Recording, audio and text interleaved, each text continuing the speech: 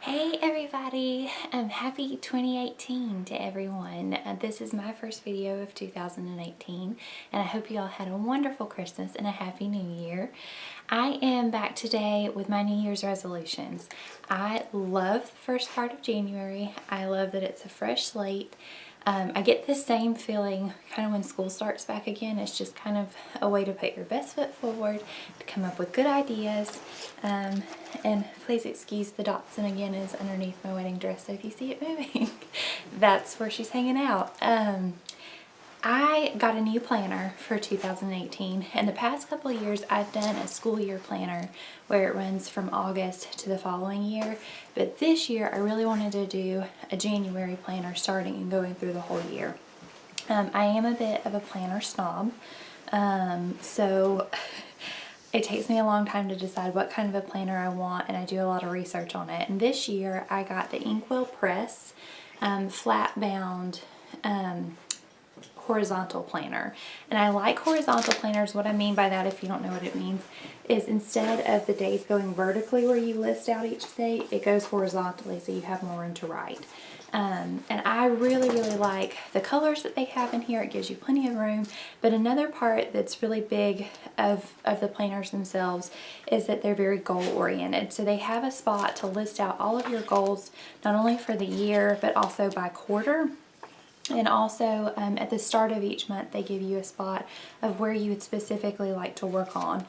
So for instance, you can kind of see here for January, I haven't filled out this part completely, but they give you like a little spot for your financial goals, your health, your home, me time, and then they also have a daily tracker that has little bitty, I think these are, is that octagons?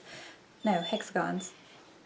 6 sides, whatever that is, where you can tick off things that you're wanting to do for each day of the month. So for instance, one of my goals is 128 ounces of water every day. So for each day that I complete 128 ounces, I get to scratch in the little day.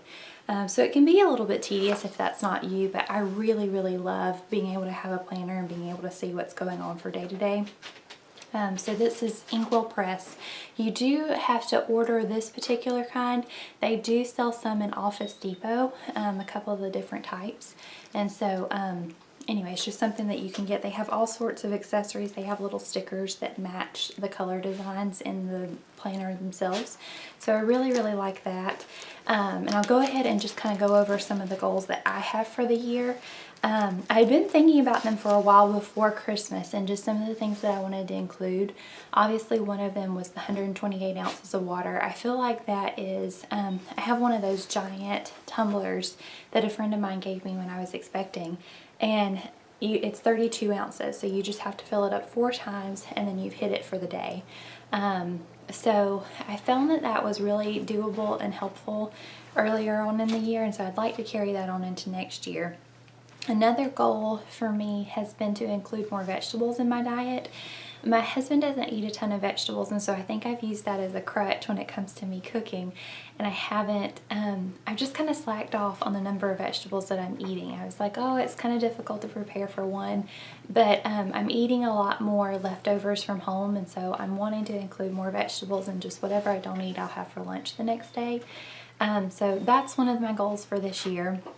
Another goal is to kind of look at the way that I'm evaluating myself. One of the things that struck me whenever I was working on the makeup counter is how women would criticize themselves. They would, they would be beautiful and then look at one thing and they would zero in on that one thing and just criticize the heck out of themselves. And a lot of times they would have their daughters with them. And they, the daughters would be sitting there watching them get their makeup done, and then the mom would look in the mirror and she goes, oh, I hate my under eyes, or I hate the way my nose looks, or the lines around my face are just getting so deep. And I feel like the little girl would then look at herself sometimes and wonder, well, is my nose crooked, or do I have under eye lines? Or it started them thinking on the path of, is there something wrong with me? Should I be looking at that? And I don't want my daughter to think of that too early on. And so I'm going to try to be really really, really careful about criticizing myself. And obviously she's a baby, I get that, and she doesn't really understand what I'm saying. But I just want to set her up for a positive image. I feel like there's plenty of time in life for us to feel insecure. And I want her to have a positive body image for as long as she can without feeling like, is there something that I should look a certain way or not look a certain way?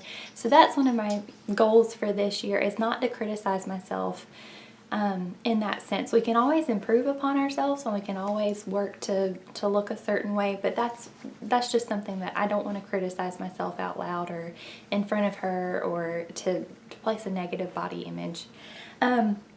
Another goal for this year is to set up a cleaning routine for my house.